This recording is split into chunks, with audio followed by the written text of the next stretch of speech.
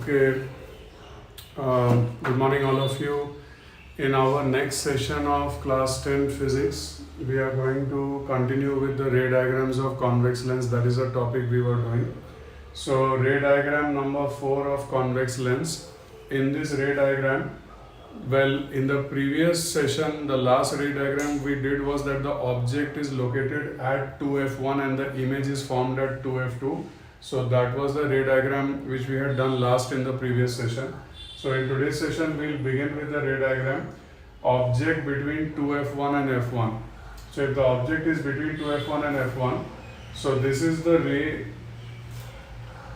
This is the ray which is parallel to the principal axis, and you can see that it's going through the focus f2, and this is the ray which is directed towards the optical center and it's going straight through, and you're getting the inverted image b dash a dash, and this inverted image is of course real and it is magnified. So for the first time in convex lens ray diagram we are getting magnified image. So it is object between 2f1 and f1.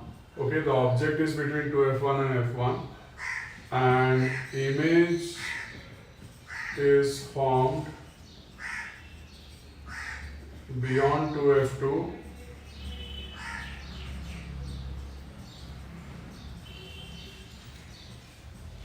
real inverted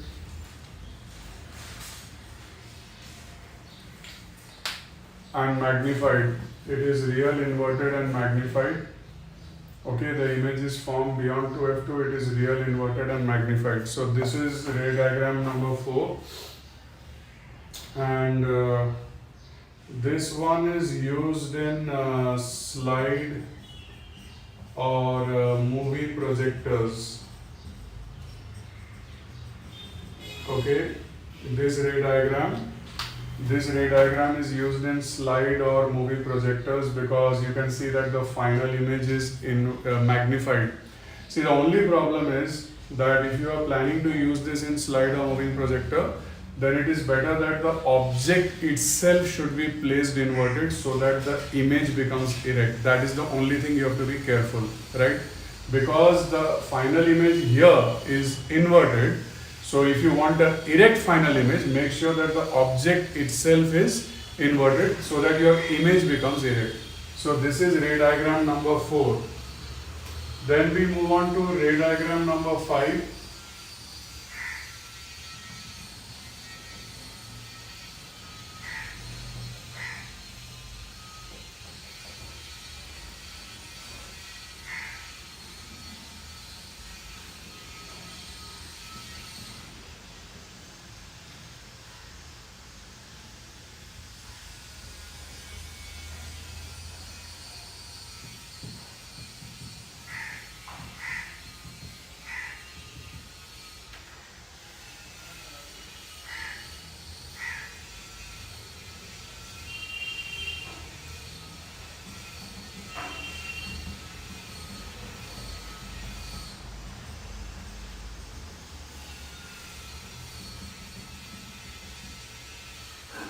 So if the object is at f1, okay, suppose the object is at f1, so the ray parallel to principal axis goes through f2 and the ray through optical center goes straight.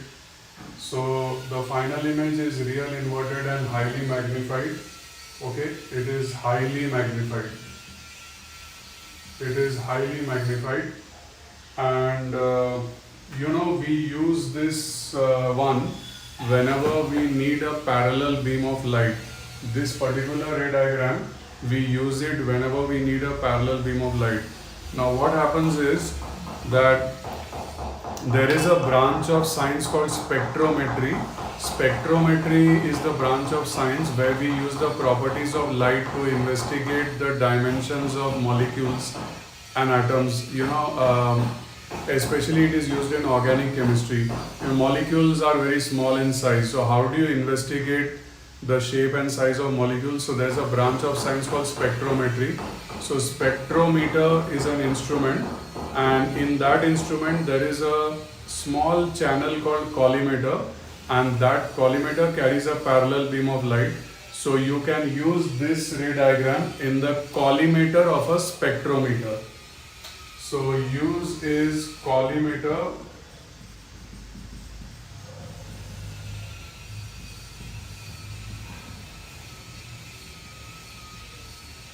of a spectrometer, right? Real inverted highly magnified, and use is collimator of a spectrometer. And now we come to diagram number 6.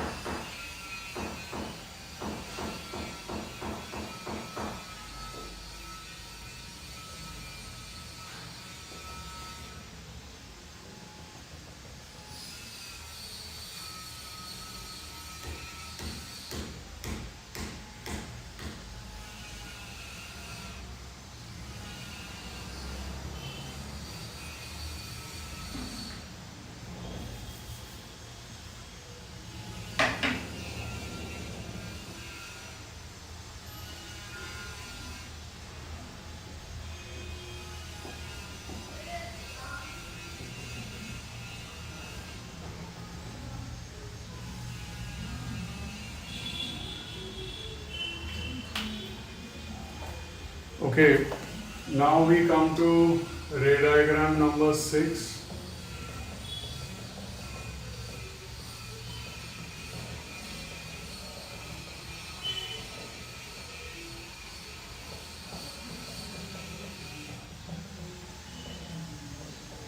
Okay, now we come to ray diagram number 6.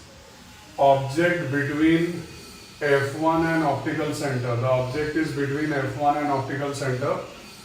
So if the object is between F1 and optical center, then the ray through optical center is this, the ray parallel to principal axis is this. If you retrace them back, the image you will get will be virtual, erect and magnified. So the image will be virtual, erect and magnified. So for the very first time and the only time in convex lens, we are getting a virtual image because you are getting it by retracing the rays back. So virtual, erect and magnified. In fact, I think correctly speaking, because it is virtual, it is better to show it with dotted lines because it is virtual. Okay. And where do we use this ray diagram? Well, this ray diagram, the use is a very common one, that is magnifying glass.